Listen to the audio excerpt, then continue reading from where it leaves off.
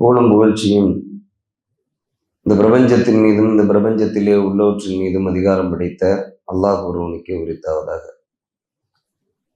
அகிலத்திற்கு ஒரு அருக்குடையாக அனுப்பப்பட்ட அண்ணலம் பெருமகனார் நபிகள் நாயகம் ஸல்லல்லாஹு அலைஹி வஸல்லம் அவர்களின் மீதும்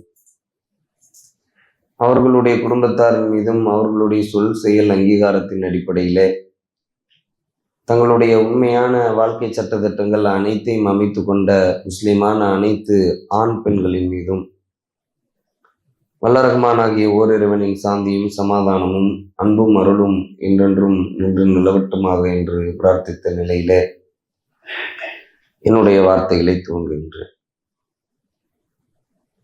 கண்ணியத்திற்குரிய எல்லாம் உள்ள அல்லாஹ்வின் நல்லடியார்களே, அல்லாஹ்வுடைய மாபெரும் கிருபையினால் அல்லாஹ் நம் மீது விதியாக்கிய இந்த ஜும்மாவினுடைய தொழுகையை நிறைவு செய்வதற்காக நாம் எல்லாம் அவனுடைய இல்லத்திலே ஒன்று குழுமி இருக்கிறோம். இதன் அடிப்படையில் இன்றைய தினம் உங்களுக்கு மத்தியில் பேசுவதற்காக தேர்வு செய்யப்பட்டிருக்கின்ற தலைப்பு என்னவென்றால், உறவை முறிக்காதே என்கின்ற தலைப்பு தேர்வு செய்யப்பட்டிருக்கிறது. இந்த தலைப்பு தேர்வு செய்யப்பட்டதற்கான அடிப்படை காரணம் என்னவென்றால், நோக்கம் என்னவென்றால், இந்த உலகத்திலே பல்வேறு தரப்பட்ட கொள்கையுடைய கோட்பாடுடைய மக்கள் வாழ்ந்து வருகிறார்கள். அவ்வாறு வாழ்ந்து வரக்கூடிய பல்வேறு தரப்பட்ட கொள்கையுடைய கோட்பாடுடைய மக்களுக்கு மத்தியிலே இஸ்லாமிய மார்க்கம்தான் ஒரு மனிதன் வாழ்வதற்கான சரியான வழிமுறை, சரியான நெறிமுறை என்பதை விளங்கி அந்த பல்வேறு தரப்பட்ட கொள்கையுடைய கோட்பாடுடைய மக்களுக்கு மத்தியிலே நாமெல்லாம் இஸ்லாத்தை வாழ்வியலாக ஏற்று வாழ்ந்து வருகிறோம். இவ்வாறு இஸ்லாத்தை வாழ்வியலாக ஏற்று வாழ்ந்து கொண்டிருக்கக்கூடிய மக்களும் சரி, இஸ்லாத்தை வாழ்வியலாக ஏற்றுக்கொள்ளாமல் இருக்கின்ற மனிதர்களும் சரி, இந்த உலகத்திலே வாழுகின்ற பொழுது உலகத்தில் இருக்கின்ற எந்த மனிதர்களுடைய சாபத்தையும் பெற்றுவிடக்கூடாது என்கின்ற எண்ண ஓட்டத்தோடு தான் இந்த உலக வாழ்க்கையை வாழ்ந்து கொண்டு இருக்கிறார்கள். நல்ல மனிதர்களும் அப்படியான ஒரு பார்வை உடையவர்களாகத்தான் இருக்கிறார்கள். கெட்ட மனிதர்களும் அப்படியான ஒரு பார்வை உடையவர்களாகத்தான் இருக்கிறார்கள். நம்பிக்கை கொண்டவர்களும் அப்படியான ஒரு பார்வை உடையவர்களாகத்தான் இருக்கிறார்கள். நம்பிக்கை கொள்ளாத மக்களும் அப்படியான ஒரு பார்வை உடையவர்களாகத்தான் இருக்கிறார்கள். நீங்க இந்த உலகத்துல இருக்கக்கூடிய எந்த மனிதனிடத்தில் கேட்டாலும் யாருடைய சாபத்தையும் என்ன செய்து விடக்கூடாது, வாங்கி விடக்கூடாது என்ற வாதத்தை உலகத்தில் இருக்கின்ற எல்லா மனிதர்களும் எல்லா கொள்கைக்காரர்களும் என்ன செய்கிறார்கள், தன் புறத்தில் இருந்து வெளிப்படுத்துகிறார்கள். ஏன் அப்படி ஒரு வார்த்தை வருகிறது? நம்பிக்கை கொண்டவருக்கும் நம்பிக்கை கொள்ளாதவருக்கும் இப்படியான ஒரு வார்த்தை வருவதற்கான அடிப்படை காரணம் என்ன அப்படின்னு நீங்க சிந்தித்து பார்ப்பீர்களே. ஆனால் ஒரு மனிதன் மனது நொந்து அல்லாவிடத்திலே ஒரு பிரார்த்தனையை வைக்கின்ற பொழுது, இஸ்லாமிய மரபுப்படி அல்லாவிடத்தில் பிரார்த்தனையை வைக்கின்ற பொழுது, அவர்களுக்கு அல்லாவின் மீது நம்பிக்கை இல்லாவிட்டால் கூட ஒரு மனிதனை காயப்படுத்திடக்கூடாது, அவன் யாரை கடவுள் என்று கருதுகிறானோ அவனிடத்திலே கையேந்துகின்ற பொழுது அதற்காக பதிலளிக்கப்பட்டு விடும் என்கின்ற அச்சத்தோடு தான் என்ன செய்கிறார்கள் எல்லாருமே. உலகத்துல யார் சாபத்தையும் என்ன செஞ்சிடக்கூடாது, வாங்கிடக்கூடாதுங்கிற ஒரு உணர்வோடு என்ன செய்கிறார்கள் பெரும்பாலான மக்கள் வாழ்ந்து கொண்டிருக்கிறார்கள். அல்லாஹ்வுடைய தூதர் நபி பெருமானார் ஸல்லல்லாஹு அலைஹி வஸல்லம் அவர்கள் சொல்லுகிறார்கள், அநீதி இழைக்கப்பட்டவனுடைய பிரார்த்தனைக்கு நீங்கள் பயந்து கொள்ளுங்கள். அவனுக்கும் அல்லாஹ்வுக்கும் இடையே எந்த திரையுமே இல்லை அப்படிங்கிற ஒரு அடிப்படையை நபி பெருமானார் ஸல்லல்லாஹு அலைஹி வஸல்லம் அவர்கள் நமக்கு என்ன செய்கிறார்கள், சொல்லி தருகிறார்கள். ஆனா இன்னைக்கு எது அநியாயம் எது நியாயம் என்று இந்த மனித குலத்திடத்திலே விளக்கிவிட முடியுமான்னு கேட்டா முடியாது. எனக்கு நீங்க ஒரு அநியாயம் பண்றீங்க அப்படின்னா அது உண்மையிலேயே அநியாயம் தாங்கிறதுக்கு ஏதாவது எவிடன்ஸ் வேணும் தானே. உங்க தரப்புல இருந்து நீங்க செஞ்சது நியாயம், என் தரப்புல இருந்து நான் என் சைட்ல உள்ளது நியாயம். இங்க நியாயம் எது அநியாயம் எது என்பதை யாரும் விளங்கி கொள்ள முடியாத அளவிற்கு உங்க பக்கத்துல 4 பேர் நிப்பாரு, எங்க பக்கத்துல 4 பேர் நிப்பாரு. விளங்குதா உங்களுக்கு? அப்படியான ஒரு அடிப்படையிலே எது நியாயம் எது அநியாயம் என்று விளக்கிவிட முடியாத அளவிற்கு, தெளிவாக எடுத்துரைத்து விட முடியாத அளவிற்கு இந்த சம்பவங்கள் ஒரு புறத்தில் நிகழ்ந்து கொண்டிருந்தாலும் உண்மையிலே எது உண்மைங்கிறது படைச்செய்கிறவனாகிய அல்லாஹ்வுக்கு தெரியும் தானே. இங்க சபையில என்னால ஒரு நீதியை நிலைநாட்ட முடியல, நான் எந்த தப்புமே பண்ணல, நீங்க எல்லாருமே சேர்ந்து எனக்கு ஒரு அநியாயத்தை இழைச்சிட்டீங்க, நான் உங்களுக்கு உங்க கிட்ட மக்களிடத்திலே, சமூகத்திலே, சபையிலே வைக்கிறேன். நிரூபிக்க முடியலன்னு வைங்களேன், ஒரு கட்டத்துல எனக்கு எதிராக தீர்ப்பு எழுதப்பட்டுருச்சு, எல்லாருமா சேர்ந்து எனக்கு எதிராக ஒரு கருத்தை இந்த உலகத்திலே விதைத்து விடுகிறீர்கள் அப்படின்னு வைங்களேன். இப்ப இதுல யார் பக்கம் உண்மை இருக்குங்கிறத உலகத்துல என்னால நிரூபிக்க முடியாட்டினா கூட, என்ன ஒருத்தன் படைச்சான்ல, என்ன ஒருத்தன் பார்த்துக்கிட்டு இருக்கிறான்ல, என்ன ஒருத்தன் கண்காணிச்சுட்டு இருக்கிறான்ல, அவனுக்கு நல்லா தெளிவா தெரியும் எந்த தவறும் என் மீது இல்லை, எதிரில் இருக்கின்ற இவர்கள் மீதுதான் தவறு இருக்கிறது அப்படிங்கிற புரிதல் ஏற்படுகின்ற பொழுது அல்லாஹ் அதை அறிஞ்சு வச்சிருக்கிறார். நான் கையை தூக்கி அல்லாஹ்விடத்துல பிரார்த்தனை செய்கின்ற பொழுது அல்லாஹ் என்ன பண்ணிடுறான், அந்த பிரார்த்தனைக்கு பதிலளித்து விடுகிறான் அப்படின்னு என்ன செய்யறாங்க, நபி பெருமானார் ஸல்லல்லாஹு அலைஹி வஸல்லம் அவர்கள் நமக்கு மத்தியிலே மிக முக்கியமான ஒரு செய்தியை சொல்லுகிறார்கள்.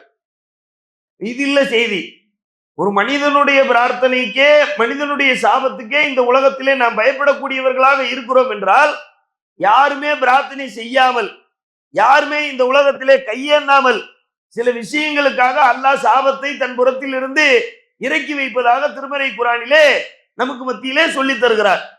மனுஷன் ஏதாவது ஒரு சம்பவம் செய்கின்ற பொழுதுதான் எனக்கு ஒரு அநியாயம் செய்யப்பட்டு விட்டதே என்று இறைவனிடத்துல பிரார்த்தனை செய்கிறார். ஆனா எந்த மனுஷருக்குமே அநியாயம் பண்ணல, ஏதோ ஒரு சின்ன அற்பமான ஒன்றுமில்லாத கருத்து வேறுபாடா இருக்கும். அந்த கருத்து வேறுபாடுகளுக்கு கூட சில மனிதர்கள் உறவை முறித்து என்ன செய்து கொண்டிருக்கிறார்கள், வாழ்ந்து கொண்டிருக்கிறார்கள். கூட பிறந்த அண்ணனா இருப்பாரு, கூட பிறந்த தம்பியா இருப்பாரு, கூட பிறந்த அக்காவா இருப்பாங்க, கூட பிறந்த தங்கச்சியா இருப்பாங்க. இன்னும் ஒருபடி கூடுதலாக சொல்வதாக இருந்தால், நிறைய மனிதர்கள் தகப்பனோடு பேசுவதில்லை, தாயோடு பேசுவதில்லை, தாயும் தகப்பனும் சேர்ந்து பிள்ளைகளோடு பேசவில்லை அப்படிங்கிறத நம்ம பார்க்க முடியுதுல. உலகம் முழுக்க நீங்க தேடினீங்கன்னா எல்லா மக்களுமே உறவை முறித்தவர்கள், ஏதோ ஒரு காரணத்துக்காக, சின்னதோ பெருசோ ஏதோ ஒரு காரணத்துக்காக என்ன செய்திருப்பார்கள், உறவை முறித்த ஒரு வாழ்க்கையை வாழ்ந்து கொண்டிருப்பார்கள். அல்லாஹ் திருமறை குர்ஆனிலே சொல்லுகிறான், இணைக்கப்பட வேண்டும் என்று அல்லாஹ் கட்டளையிட்ட அந்த இரத்த உறவை, குர்ஆன்ல இரத்தங்கிற வார்த்தை இருக்காது, உறவை இணைக்கப்பட வேண்டும் என்று அல்லாஹ் கட்டளையிட்ட அந்த உறவு இருக்கிறதே, அந்த உறவை யார் முறிக்கிறார்களோ உலாய்க்க லானகுமுல்லா, அவர்களை அல்லாஹ் சபித்தான். உங்களுக்கு சபிக்கிறான் இல்ல, சபிக்கிறான்னா எதிர்கால வினை, ஃபியூச்சர் டென்ஸ் ஆயிரும், அப்படிதானே? லைசன்ஸ் இல்லைன்னா போலீஸ் பிடிச்சிருவாரு அப்படின்னா யாருக்குமே பயம் வரல இல்ல, அதுதான் எல்லாருக்கும் தெரியுமே. லைசன்ஸ் இல்லாம மவுண்ட் ரோட்ல போனா போலீஸ் பிடிச்சிருவாரு அப்படிங்கிறது நம்ம அறிவுக்கு தெரியுது. ஆனாலும் லைசன்ஸ் தான் வச்சுட்டு போயிடுறோம், அப்படிதானே? ஹெல்மெட் போடலைன்னா காவல்துறை அதிகாரி பிடிச்சிருவாரு தானே, பிடிப்பாருங்கிறதும் அதுக்குள்ள அடங்கி இருக்கிறது. ஆனா நம்ம உள்ள நமக்கு என்ன சொல்லுது, பிடிச்சிருவாரு அப்படின்னா பயப்படுறானா, பிடிக்கும் போது பார்த்துக்கிடலாம் அப்படித்தானே உலகத்துல இருக்கிற எல்லா மனிதர்களுமே நினைக்கிறார்கள். அப்படிதான் இந்த விஷயத்துல நம்ம இருக்கிறோம். அதனாலதான் அல்லாஹ் ரொம்ப நுட்பமானவன், நுணுக்கமாக ஒரு செய்தியை மனித குலத்திடத்திலே சொல்லுகிறான். உறவை இணைக்கப்பட வேண்டும் என்று அல்லாஹ் கட்டளையிட்ட அந்த உறவை யார் முறிக்கிறார்களோ உலாய்க்க லானகுமுல்லா, அவர்களை அல்லாஹ் சபிக்கிறான் இல்ல, அவர்களை அல்லாஹ் சபித்து விட்டான். பாஸ்ட் டென்ஸ் விளங்குதா உங்களுக்கு? அது ஆல்ரெடி நடந்து முடிஞ்சிருச்சு. யாரெல்லாம் உறவு முறிச்சிருக்கிறீங்களோ அவங்க எல்லாம் சாபத்தோட வாழ்றீங்கன்னு அர்த்தம். விளங்குதா உங்களுக்கு? அடுத்து அல்லாஹ் அதனுடைய தொடர்ச்சியை கொடுக்கிறான். அவர்களுடைய பார்வையை அல்லாஹ் குருடாக்கி விட்டான். அபுசாரகும், அவர்களுடைய காதுகளை எல்லாம் அல்லாஹ் செவிடாக்கி விட்டான். இன்னைக்கு உறவை எல்லாரும் முறிச்சு தானே இருக்கிறோம். நான் என் அக்கா கூட பேசல, என் அண்ணன் கூட பேசல, என் பெரியாப்பாட்ட பேசல, என் சாச்சாட்ட பேசல அப்படின்னு வைங்களேன். எனக்கு காது கேக்குதா கேட்கலையா? கேக்குது. ஏன் விசிபிள் அது கேக்குது தானே, நான் பேசுறேன் தானே, நீங்க எல்லாரும் உட்கார்ந்து இருக்கிறத நான் பாக்குறேன் தானே, நான் நின்று பேசுறேங்கிறத நீங்க பாக்குறீங்க தானே. அப்ப எல்லாத்தையும் வச்சு பார்க்கின்ற பொழுது அல்லாஹ் சொல்லுகிறான், இனிமே செவிடாக்குவே இல்லை அப்படின்னா தான் பயப்படுவல்ல.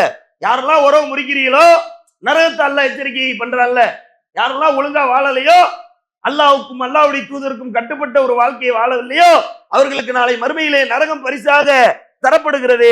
அப்படி சொல்லி நம்ம பயப்படல, அது வேற விஷயம். விளங்குதா உங்களுக்கு? அப்படி சொல்லிங்க எல்லாருமே பயந்து அல்லாஹ்வுடைய கட்டளைப்படி முழுசா 100% மாறிட்டோமான்னு கேட்டா அப்படியான ஒரு வாழ்க்கையிலே அனைத்து மக்களும் செல்லவில்லை. ஏன்னா நம்ம அப்படித்தான் படைக்கப்பட்டிருக்கோம். ஆனா சில விஷயங்களை அல்லாஹ் நேரடியா தலையிட்டு சொன்ன விஷயத்திலேயாவது ரொம்ப ஆழமான கவனமுடையவர்களாக இருக்கிறோமான்னு பார்த்தா அப்படியான ஒரு வாழ்க்கை இல்லை. அப்ப அல்லாஹ் ரப்பல் ஆலமீன் சொல்லுகிறான், நீ செவிடாயிட்ட, செவிடு ஆகவே இல்லை, செவிடாத்தான் இருக்கிற. காது கேளாதவனை போல, கண் தெரியாதவனை போல. சில இடங்கள் அல்லாஹ் உதாரணங்கள் சொல்லுகின்ற பொழுது, ஏகத்துவ கொள்கைக்கு உதாரணம் சொல்லுகின்ற பொழுது அல்லாஹ் சொல்லுவான், குருடனும் பார்வை உள்ளவனும் சமமா அப்படிங்கிறான். அப்படின்னா என்ன அர்த்தம்? உங்களுக்கு அதே ஸ்டேட்மெண்ட்டை இங்க கொண்டு வந்து வைக்கிறான் அல்லாஹ். ஏகத்துவ கொள்கையை அல்லாஹ் ரப்பல் ஆலமீன் மனித குலத்திடத்திலே விளக்குகின்ற பொழுது, பார்வை உள்ளவனும் குருடனும் சமமா, நீங்க ஒத்துக்கிடுவீங்களா? இந்த உலகத்துல இருக்கிற எந்த மனுஷனாவது பார்வை உள்ள அவனுக்கு கண்ணு இல்லாம ஓட்டையாவா இருக்குது? கண்ணு இருக்கிறது தெரியாது. உங்களுக்கு குருடர்களுடைய கண்ணு இருக்குல்லங்க, 99% பேருக்கு நம்மள மாதிரிதான் இருக்கும், ஆனா தெரியாது. சில பேருக்கு தான் ஒரு மாதிரி மாறுகன் மாதிரி வேறு மாதிரியான ஒரு பார்வை உடையதாக இருக்கும்ங்கிறத நம்ம விளங்க முடியுது. அப்படிதானே? நம்ம கண்ணு மாதிரியே இருக்கு, ஆனா விசிபிளா அவருக்கு என்ன செய்யாது, என்ன நடக்குது, என்ன போகுது, என்ன வருது, என்ன இருக்குதுங்கிறது தெரியாதுல. அப்படியான ஒரு உதாரணத்தை அல்லாஹ் நமக்கு மத்தியிலே சொல்லுகிறான். இந்த உலகத்திலே யார் உறவை முறித்து வாழ்கிறார்களோ அவர்களுக்கு அல்லாஹ்வுடைய சாபம் இருக்கிறது, அவர்களுடைய பார்வை பறிக்கப்பட்டு விட்டிருக்கிறது, அவர்களுடைய காதுகள் எல்லாம் செவிட்டுத்தன்மை உடையதாக ஆக்கப்பட்டிருக்கிறது. அப்படிங்கிற ஒரு அடிப்படை என்ன செய்யறான் அல்லாஹ் நமக்கு மத்தியில சொல்லி தருகிறான். அப்ப நம்ம அல்லாஹ்வுடைய சாபம் இல்லாத ஒரு வாழ்க்கை வேணும்னா உறவை என்ன செய்ய வேண்டி இருக்கிறது, பேணி வாழ வேண்டிய கடமையும் கட்டாயமும் நமக்கு இருக்கிறது. அப்படிங்கிற ஒரு அடிப்படையை வழங்கும். இந்த ரமலானுடைய மாதத்துல நம்ம நிறைய இபாதத்துகள் பண்றோம்ல. இந்த இபாதத்துகள் நம்ம நினைக்கிற மாதிரி இந்த 20 நாளை கடக்கின்ற பொழுது 1000 மாதங்களை விட சிறந்த ஒரு இரவை எல்லாம் நம்ம என்ன செய்ய போகிறோம், இன்ஷா அல்லாஹ் அடையவிருக்கிறோம். சரியா? யாரெல்லாம் உயிரோடு இருப்பார்களோ அவர்களாம் அந்த நாளிலே லைலத்துல் கத்ர் என்று சொல்லப்படக்கூடிய 1000 மாதத்தை விட சிறந்த ஒரு இரவை அடைவதற்காக மெனக்கிடுவார்கள். அப்படித்தானே? இந்த வருஷம் மெனக்கிட்டா 1000 ஆண்டு, 1000 மாதம். 1000 மாதம்னா சற்றேறக்குறைய 83 ஆண்டுகளுடைய இபாதத். விளங்குதா உங்களுக்கு? இன்னைக்கு நீங்க லைலத்துல் கத்ர் இரவுன்னு சொல்லப்படக்கூடிய அந்த ஒரு இரவுல நீங்க இபாதத்து செய்தால் அது 1000 மாதங்களை விட சிறந்ததுங்கிறான் அல்லாஹ். நீங்க கால்குலேட் பண்ணீங்கன்னா 83 ஆண்டுகளுக்கு நிகராக அந்த ஒரு நாள் என்ன செய்கிறது, ஒரு இரவு உங்களுக்கு வருகிறது. இந்த ஒரு இரவு தானா, இந்த வருஷம் தானா? 20 வயசுல இருந்து நோன்பு வைக்கிறீங்கன்னு வைங்களேன், இப்போ உங்களுக்கு 40 வயசு, அப்படின்னா எவ்வளவு ஆச்சு? 20 ஆண்டுகள் லைலத்துல் கத்ரை நீங்கள் அல்லாஹ்வுடைய நாட்டுப்படி அல்லாஹ்வுடைய கட்டளைப்படி அடைந்திருப்பீர்களே. ஆனால் 10 ஆண்டுகள் 20 ஆண்டுகள் வைங்க, 830 வருஷம் போயிரும்ல கணக்குப்படி. 83 ஆண்டுன்னு கணக்கு பண்ணீங்கன்னா 830 வருஷத்தினுடைய கூலியை அல்லாஹ் நாளை மறுமையிலே உங்களிடத்துல கொடுப்பான். 20 வருஷம்னா 1600, அப்படிதானே? 40 வருஷம் நோன்பு வச்சிருக்கீங்க வைங்களேன், 50 வயசு 60 வயசுல சில சகோதரர்கள் இருக்கிறாங்க, 40 ஆண்டுகள் நோன்பு வச்சிருக்கிறாங்கன்னு வைங்களேன். அப்படி நோன்பு வைத்து இந்த லைலத்துல் கத்ரை யார் அடைந்திருக்கிறார்களோ அவர்களுக்கு 3000 ஆண்டுகளுக்கு நெருக்கமான நன்மைகள் கிடைத்து விடுகிறது அப்படின்னு இஸ்லாம் சொல்லுதா? ஆனால் யார் உறவை முறித்திருக்கிறார்களோ அவர்களுக்கு நீங்கள் செய்த எந்த இபாதத்துமே லெஜ்ஜருக்கு வராது அப்படிங்கிறாங்க சொல்லலாம். இவ்வளவு பெரிய தோல்வி உங்களுக்கு விளங்குதா? நம்ம எல்லாரும் என்ன நினைச்சிட்டு இருப்போம்னா, நம்ம எல்லா நோம்பையும் விடல, நோம்புல பயங்கரமா தர்மம் பண்ணிட்டோம், நோம்புல நிறைய பாவம் மன்னிப்பு தேடிட்டோம், நோம்புல கடுமையான ஒரு இபாதத்துகளை எல்லாம் நபி பெருமானாரை போல கால்கள் எல்லாம் வீங்குகின்ற அளவுக்கு நின்று வணங்கிட்டோம், கண்டிப்பா நம்ம 1000 மாதத்தை விட சிறந்த ஒரு இரவினுடைய நன்மையை அடைந்திருப்போம் அப்படிங்கிற ஒரு எதிர்பார்ப்புள்ளதானே நாளைக்கு மறுமையில நிப்பாங்க.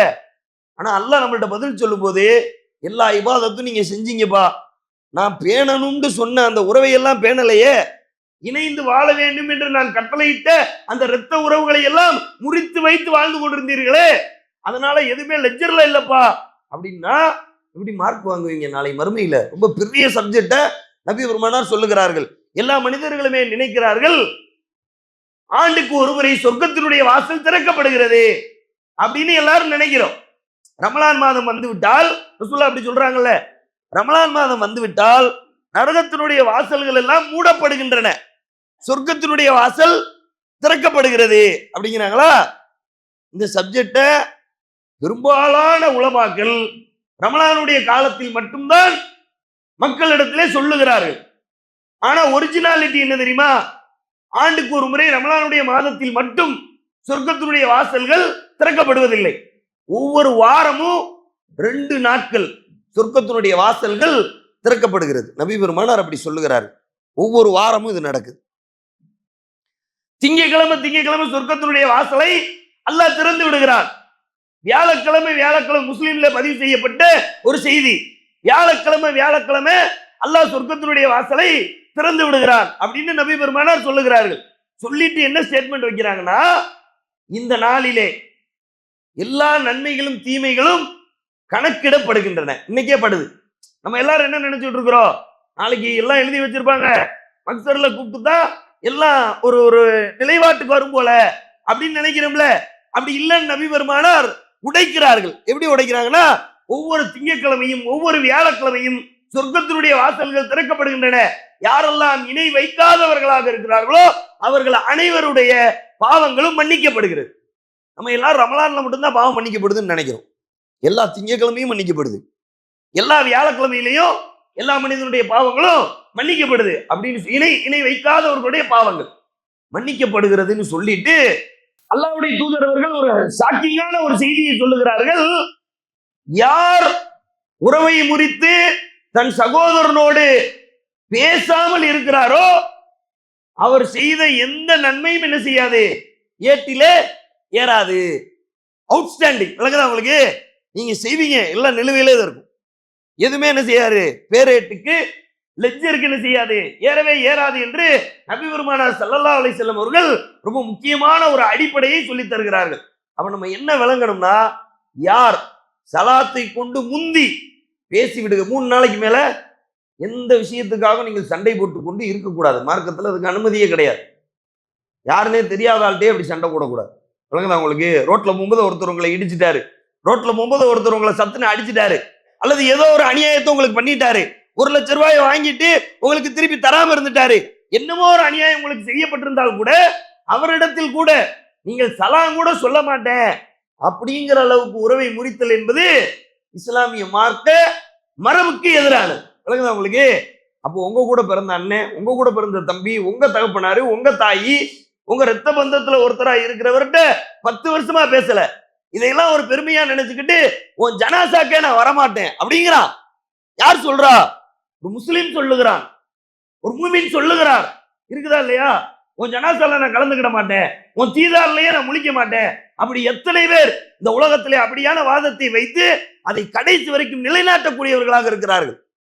ஹஜ்ஜுடைய சட்டத்தை நபி பெருமானார் ஸல்லல்லாஹு அலைஹி வஸல்லம் அவர்கள் சொல்லுகின்ற பொழுது எப்படி சொல்லுகிறார்கள்? மனித குலத்திடத்திலே எவருடைய ஹஜ்ஜி ஏற்றுக்கொள்ளப்படுகிறதோ அவர் அன்று பிறந்த பாலகன் போல அப்படின்னு சொல்றாங்களா ரசூலுல்லாஹ்? எல்லாரும் ஹஜ்ஜுக்கு போகும்போது உறவை பேணிடுவாங்க. வீட்டுக்கு போய், நான் இத்தனை வருஷத்துல என்ன பாவம் பண்ணியிருந்தாலும் என்னை அல்லாஹ்காண்டி மன்னிச்சிருங்க, நான் தெரியாம தான் பண்ணிட்டேன், நான் தெரிஞ்சுதான் பண்ணிட்டேன், தெரிஞ்சு பண்ணியிருந்தாலும் தெரியாம பண்ணியிருந்தாலும் அல்லாஹ்வுக்காக என்னை மன்னிச்சிருங்கன்னு எல்லா மனிதர்களும் ஹஜ்ஜுக்கு செல்லுகின்ற அந்த நேரத்திலே போய் பேசுவதற்கான அடிப்படை என்ன? ஹஜ்ஜி ஏற்றுக்கொள்ளப்பட வேண்டும், அப்படித்தானே? அதுக்குதான் எல்லாரும் நேரம் போய் நிக்கிறாங்க. எவ்வளவு பெரிய பிரச்சனையை மறந்து கட்டி அணைத்து முத்தமிட்டு முசாபகா செய்து தன் அன்பை என்ன செய்து கொள்கிறார்கள், வெளிப்படுத்தி அந்த உறவை பேணி விடுகிறார்கள். ஏன்? ஹஜ்ஜி ஏற்றுக்கொள்ளப்படணுமே. பல லட்சங்களை செலவழிச்சு அவ்வளவு பெரிய கூட்டத்துல அங்க போய் உயிரெல்லாம் கூட போயிரும்ல, நடக்கதானே செய்து. அப்ப அங்க போய் ஹஜ்ஜி ஏற்றுக்கொள்ளப்பட வேண்டும் என்பதற்காக எல்லா மனிதர்களும் ஹஜ்ஜுக்கு செல்லுகின்ற எல்லாருக்கும் ஹஜ்ஜை நாடி இருப்பானா? சரி, ஹஜ்ஜுக்கு போறவரு ஹஜ்ஜுக்கு போகும்போது மன்னிப்பு கேட்டு சேர்ந்துருவாரு. எனக்கு சாவுற வரைக்கும் ஹஜ்ஜின்னு ஒரு கடமையை அல்லாஹ் விதியேட்டில் வைக்கவே இல்லைன்னு வைங்க, உம்ராவையும் வைக்கல, ஹஜ்ஜையும் வைக்கல, நான் எப்படி போய் காபத்துல்லா மிதிக்கிறது? முடியாதானே?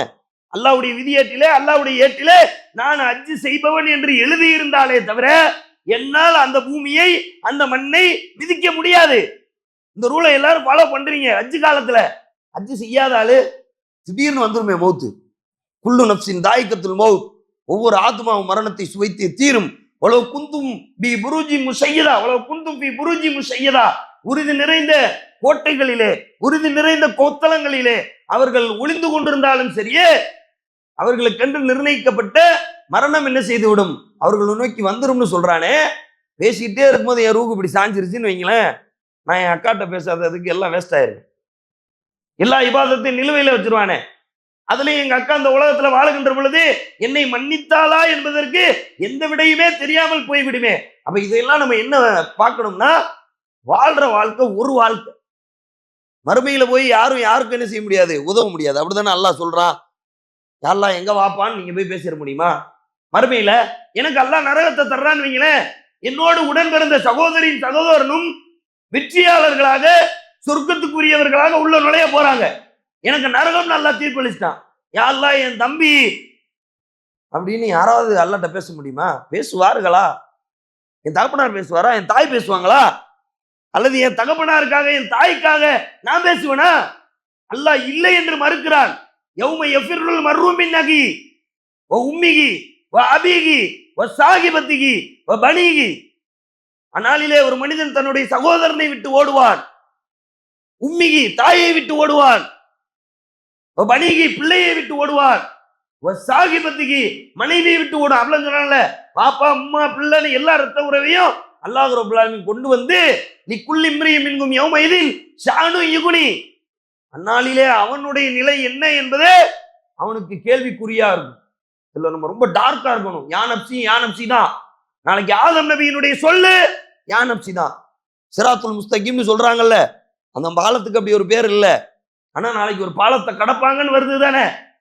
அந்த பாலத்தை கடக்கின்ற பொழுது எல்லா நபிமார்களுடைய வார்த்தையும் இதுதான், யா நப்சி. ஏன் நிலை என்ன? அதுல விதிவிலக்கான எந்த மனுஷரும் கிடையாது, ரசூலுல்லாஹ் உட்பட. கொஞ்சம் ஸ்பீடா வேணா கடந்துருவாங்க.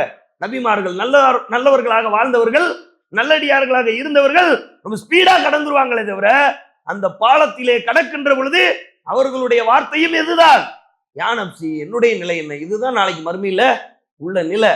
அப்ப அன்னைக்கு பார்த்து அல்லாஹ் ரப்பல் ஆலமீன் மன்னிக்க மாட்டேன், உறவை பேணாத காரணத்தினால உங்க எல்லாருக்கும் நரகம் என்று ஒரு தீர்ப்பை அளிப்பானே, ஆனால் நம்ம தோத்துருவோம். உலகம் தான் நம்ம இந்த நன்மைகளை திரட்டுவதற்கான களம். அதனால யாரோடு சண்டை இருந்தாலும், எந்த உறவோடு நீங்கள் முறித்து வாழ்ந்து கொண்டிருந்தாலும், குறைஞ்சபட்சமா என்கிட்ட இருந்து ஒருத்தன் ஒரு 500 கோடியை திருடிட்டு போயிட்டான், உங்களுக்கு அப்படிதான் கேள்வி வரும். எனக்கு பண்ண அநியாயம் சிறுசு இல்ல பாய்.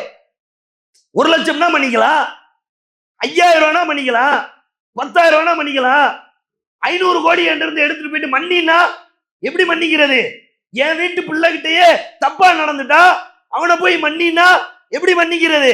இதான மனிதர்களுடைய எல்லாருடைய உள்ளத்தில் இருக்கின்ற கேள்வி. மன்னிக்கலைன்னா அல்லாஹ்விடத்துல பிரார்த்தனை செய்யறதுக்கு உங்களுக்கு உரிமை இருக்கு. எனக்கு ஒருத்தர் அநியாயம் செய்யறாரு, அதுக்குதான் முதல்ல அங்க இருந்து ஆரம்பிச்சு. நீங்க தாராளமா அல்லாஹ்விடத்துல என்ன செஞ்சிடலாம், பிரார்த்தனை செய்து யா அல்லாஹ் இவனை சும்மா விட்டுறாத அப்படின்னு கேட்கறதுக்கு உங்களுக்கு உரிமை இருக்கு. ஆனால் அதை நீங்கள் மனதிலே வைத்துக் கொண்டு சலாம் கூட சொல்ல மாட்டேன் என்று நடப்பது இருக்குதுல, அது மார்க்கத்துக்கு முரணானது. அதனால நம்ம என்ன அடிப்படையை விளங்க வேண்டும் என்றால், அல்லாஹ் ரப்பல் ஆலமீன் நமக்கு இரத்த உறவாக தந்திருக்கின்ற அந்த உறவை எந்த காலத்திலும் என்ன செய்து விடக்கூடாது, நாம் முறித்த ஒரு வாழ்க்கையை வாழ்ந்து விடக்கூடாது. போய் பேசுங்க. சமாதானத்தை அல்லாஹ் ரப்பல் ஆலமீன் என்ன செய்கிறான், நமக்கு மத்தியிலே வழிகாட்டுகிறான். முஸ்ரிக்குகள் இடத்திலே சமாதானத்தை கைகொள்வீராகலாம் அல்லாஹ் என்ன செய்யறான், நபி பெருமானாருக்கு கட்டளை இடுகிறான். அவர்கள் சமாதானத்தை நோக்கி சாய்வார்களே, ஆனால் நபியே நீயும் சமாதானத்தை நோக்கி சாய்வாயாக அப்படிங்கிற அல்லாஹ். யாருக்கு? இஸ்லாத்துக்கு வெளியில இருக்கிற முஸ்லிம்களுடைய விஷயத்துல அல்லாஹ் சொல்லுகிறான், அவர்கள் சமாதானத்தை நோக்கி வந்தா, நீங்க கடந்த காலத்துல அப்படி பண்ணிட்டானே, கடந்த காலத்துல இப்படி பண்ணிட்டானே, நம்ம சொந்த நாட்டுல கூட இருக்க விடாம விரட்டி விட்டானே, அப்படியெல்லாம் நீங்க என்ன செய்ய வேண்டியதில்லை, பார்க்க வேண்டியதில்லை. அவர்கள் சமாதானம் என்று வந்து விடுவார்களே, ஆனால் நீங்களும் என்ன செய்து விடுங்கள், அவர்களோடு சமாதானம் செய்து விடுங்கள் என்று அல்லாஹ் ரப்பல் ஆலமீன் கட்டளை இடுகின்ற அடிப்படைகளை எல்லாம் புரிந்து இரத்த உறவுகளை பேணி வாழ்கின்ற நன்மக்களாக இருக்க வேண்டும். அப்படி பேண தவறு விடுவோமே ஆனால் அல்லாஹ்வுடைய சாபத்தோடு தான் இந்த உலக வாழ்க்கையினுடைய எல்லா நேரங்களும் நம்மை நோக்கி நகர்ந்து கொண்டிருக்கிறது. உங்க எல்லாருக்கும் அபூ ஹுரைரா ரலியல்லாஹு அன்ஹு அவர்களை தெரியும், கண்டிப்பா பார்த்திருக்கிற அடிப்படையில சொல்லல. இந்த பெயரை கேள்விப்படாத எந்த முஸ்லிம்களும் இருக்க மாட்டார்கள், எந்த மூமின்களும் இருக்க மாட்டார்கள். இவர்களுடைய தாய் இஸ்லாத்தை ஆரம்ப காலத்திலே ஏற்காமல் இருந்தார்கள். அபூ ஹுரைரா இஸ்லாத்தை ஏற்றிருக்கிறாரு, அல்லாஹ்வை தவிர வேறு கடவுள் இல்லை என்கின்ற ஏகத்துவ கொள்கையிலே உள்ளவராக இருக்கிறாரு. பள்ளிவாசலோடு மதீனா நகரத்திலே அல்லாஹ்வுடைய ஆலயத்தோடு தொடர்புடையவராக இருக்கிறார். ஆனா தாயார் இஸ்லாத்தை ஏற்கல. இஸ்லாத்தை ஏற்கலைன்னா பரவாயில்லை, அப்படி நிறைய பேர் இருந்தாங்க. அபூ தாலிப் இஸ்லாத்தை ஏற்றா இருந்தாரு, ஏற்கல. அது மாதிரி உலகத்துல நிறைய பேருடைய தகப்பன்மார்கள், நிறைய பேருடைய தாய்மார்கள் இஸ்லாத்தை ரசூலுல்லாஹ்வுடைய காலத்துல ஏற்காமல் இருந்தாங்க. ஆனா அந்தமா என்ன பண்ணும்னா, ஏதோ ஒரு புது கொள்கையை சொல்றாராமே அப்படின்னு முகமது நபி அவர்களை எல்லா நேரமும் திட்டிக் கொண்டே இருக்கிறது. உங்களுக்கு எப்ப பார்த்தாலும் ரசூலுல்லாஹ்வை அபூ ஹுரைரா ரலியல்லாஹு அன்ஹு அவர்களுடைய தாயார் திட்டிக் கொண்டே என்ன செய்கிறார்கள் இருக்கிறார்கள். ஏன்னா அல்லாஹ் திருமறை குர்ஆன்ல கட்டளையிட்டு இருக்கிறான், அல்லாஹ்வை மட்டும் வணங்குங்கள், பெற்றோருக்கு உபகாரம் செய்யுங்கள். சீன்னு கூட சொல்லிடக்கூடாது. பெற்றோர் எப்படிப்பட்டவரா இருந்தாலும் வலா தக்குல்லஹுமா உஃபில், அவர்களை பார்த்து நீ சீ அப்படின்னு கூட சொல்லிடாத. ஏன் தெரியுமா? அமலத்துக்கு உம்முகு வகனனலா வகனின், ஒரு தாய் தன்னுடைய பிள்ளையை சிரமத்துக்கு மேலே சிரமப்பட்டு பெற்றெடுத்தாள், அதனால நீ என்ன செஞ்சிடாத, சீ அப்படின்னு சொல்லிடாத அப்படிங்கிற அல்லாஹ். லேசாவா நம்மளை பெத்து போட்டிருக்கா தாயி? 10 மாத காலம் நம்மளை சுமந்து இந்த உலகத்துக்கு தந்திருக்கால.